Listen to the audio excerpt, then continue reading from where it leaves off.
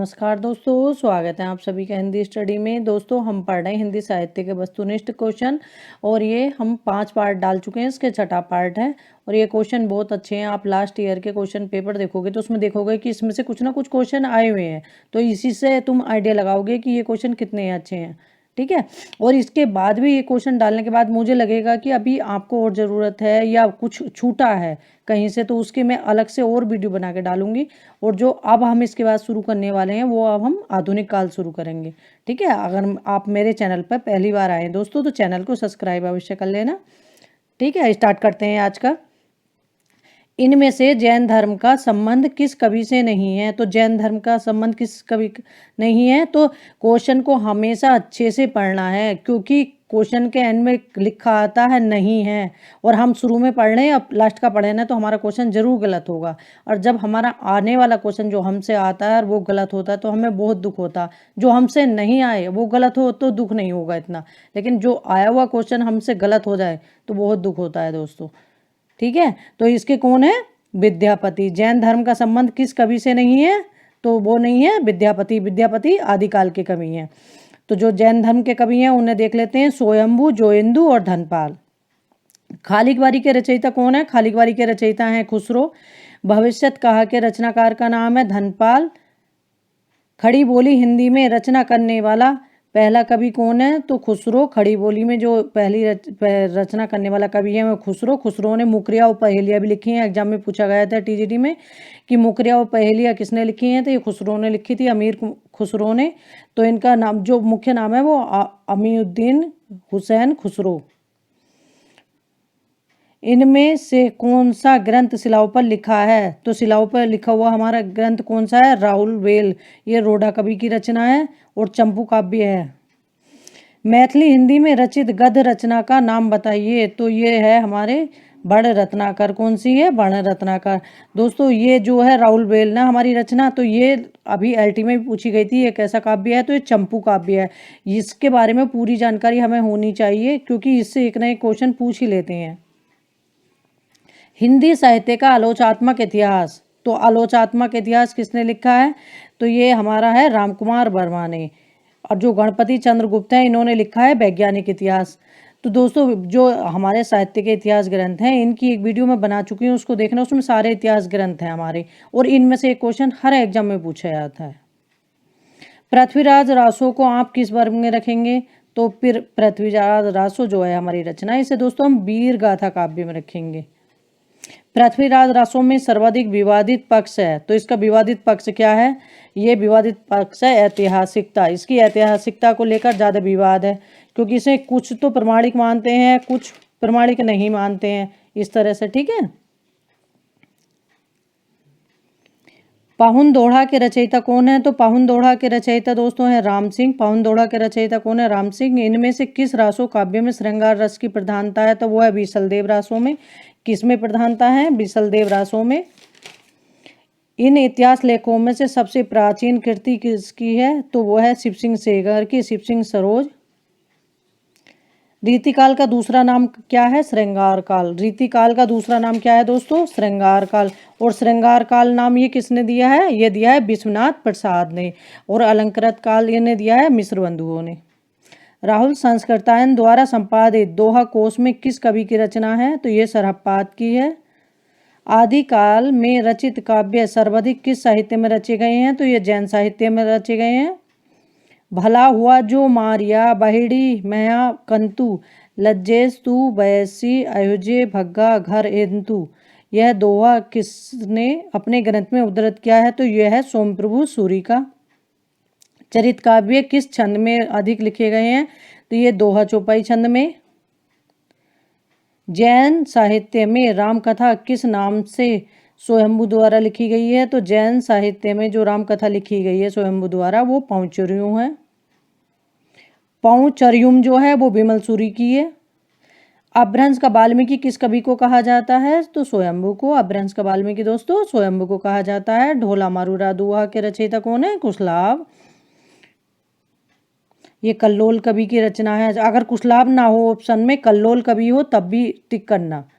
इनमें से बीसलदेव रासो के रचयिता कौन है? तो बीसलदेव रासो के रचयिता कौन है? नरपति नाला। अवधूत मत किसका पर्यायवाची शब्द है? तो अवधूत मत दोस्तों नाथ संप्रदाय का पर्यायवाची है। प्राकृत पेंगलव किस विषय पर केंद्रित रचना है? तो प्राकृत पेंगलव जो है छंद शास्त्र पर है। ओम जय जगदीश हरे आरती की रचना किसने की? तो इसकी जो रचना की ये एग्जाम में पूछा गया है एलटी में, श्रद्धानंद फुल्लारी ने। इनमें से किस संस्था का गठन बाबू श्याम सुंदर दास ने किया? तो वो किया था नागरिक पिचारणी सभा का।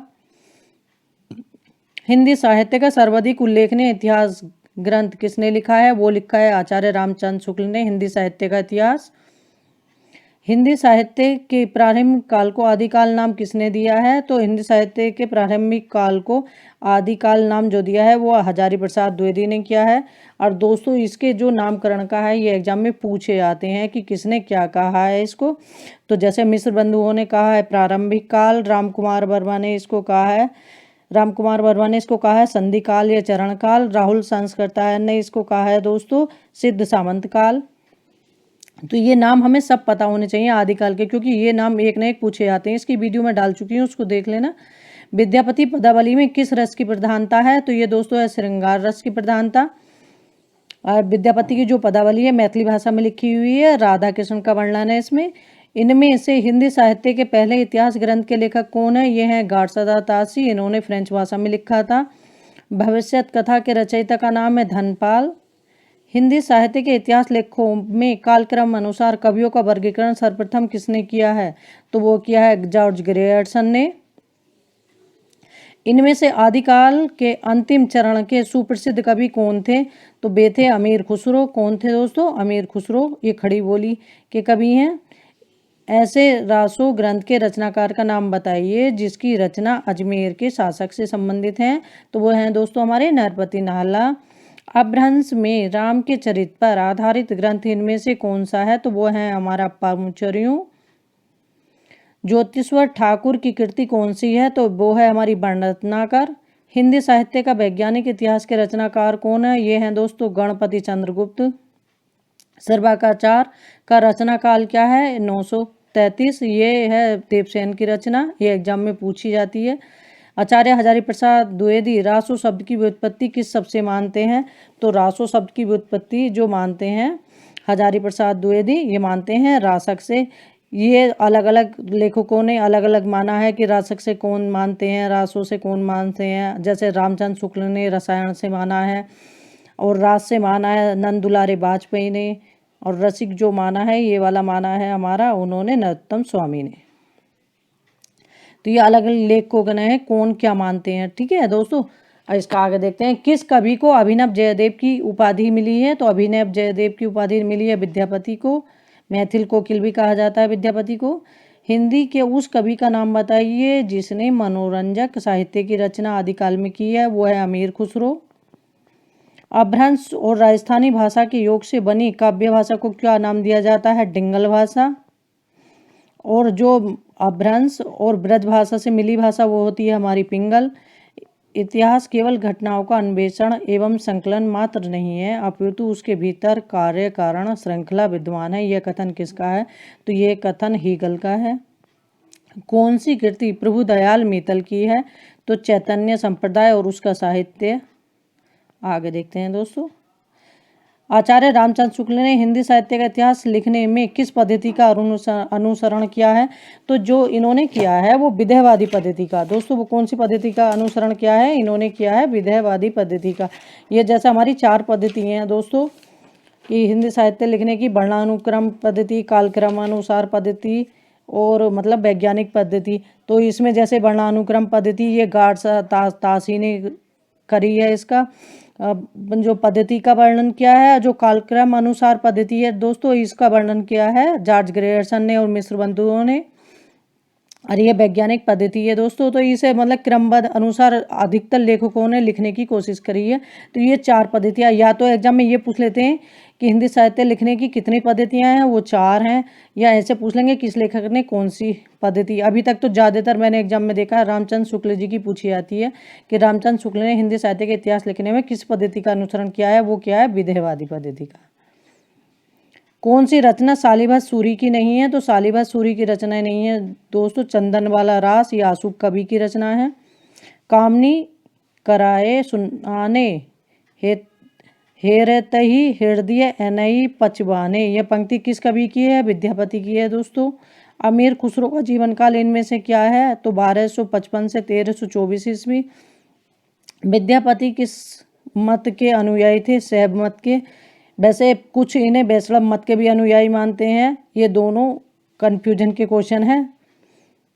विद्यापति किस नरेश के दरबारी कवि थे? तो विद्यापति राजा शिव सिंह और शिव सिंह के दरबारी कवि थे। जय सिंह और शिव सिंह वैसे तो ये दोनों के दरबारी कवि थे, लेकिन जो आपके एग्जाम में आया था टीजीटी में, तो वो इन्होंने आंसर माना है इसका राजा शिव सिंह। इनमें से धनपाल की रचना कौन सी है? तो धनपाल की रचना कौन सी है? भविष्य का कथा। ढोला मारूरा दूहा कुशलाभ की रचना है। महापुराण पुष्पदंत। आगे देख लें, कुशलाभ कौन थे?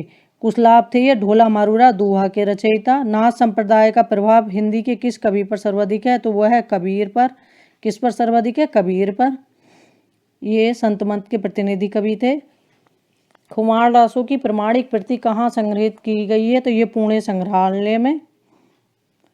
यह एक गूंज मात्र है, यह शब्द नहीं। आचार्य रामचंद्र शुक्ल की यह टिप्पणी किस रासो काव्य के लिए है?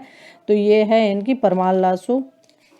परमाल लासो का नाम दूसरा दोस्तों अल्लाखंड भी है। इसका दूसरा नाम क्या है? अल्लाखंड। बीसल देव रासों में कुल कितने छंद हैं? तो 125 छंद हैं। पुस्तक जल्लड़ हाथ दे चली गजन रब काज पंक्ति किसकी मानी जाती हैं? ये चंद्रबरदाई की। इन्होंने पृथ्वीराज रासो को लिखा था, तो उसका जो आखिरी भाग है उनके पुत्र ने पूरा कहा था, जल्लड़ ने। जल्लड़ कौन था? जल्लड़ चंद्रबरदाई का पुत्र था। आगे देखते हैं, इनमें से कौन सा विद्वान रासों को अर्ध प्रमाणिक रचना मानता है? तो रासों को अर्ध प्रमाणिक रचना कौन मानता है? हजारी प्रसाद द्विवेदी। दोस्तों इसकी एक वीडियो बनाऊंगी, क्योंकि ये अर्ध प्रमाणिक को प्रमाणिक ही पूछते हैं कि कौन इसको प्रमाणिक मानता है, कौन इसको प्रमाणिक नहीं मानता है। चार्ल्स इलियट ने इनमें से किस ग्रंथ का प्रकाशन कराया? तो ये अल्लाखंड। तो चार्ल्स इलियट ने किसका कराया था?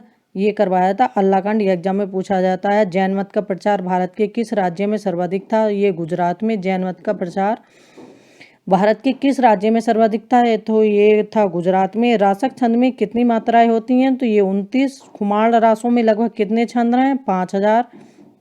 विजयपाल रासो किस भाषा में लिखा गया है? अपभ्रंश में। कडप्पा ने कुल कितने ग्रंथ लिखे हैं? तो ये इन्होंने लिखे हैं 74। दोस्तों ये हिंदी साहित्य के वस्तुनिष्ठ क्वेश्चन है, बहुत अच्छे क्वेश्चन है। इनको एक दो बार आप सुनोगे तो वैसे भी याद हो जाएंगे आसानी से। ठीक है, और अपनी पढ़ाई लगातार करते रहना ना। करत करत अभ्यासिते जड़मति होए सुजान। ठीक है, तो अपने लगे रहो, बराबर अपनी मेहनत करते रहो, एक दिन सफलता अवश्य मिलेगी। थैंक यू दोस्तों मेरी वीडियो देखने के लिए।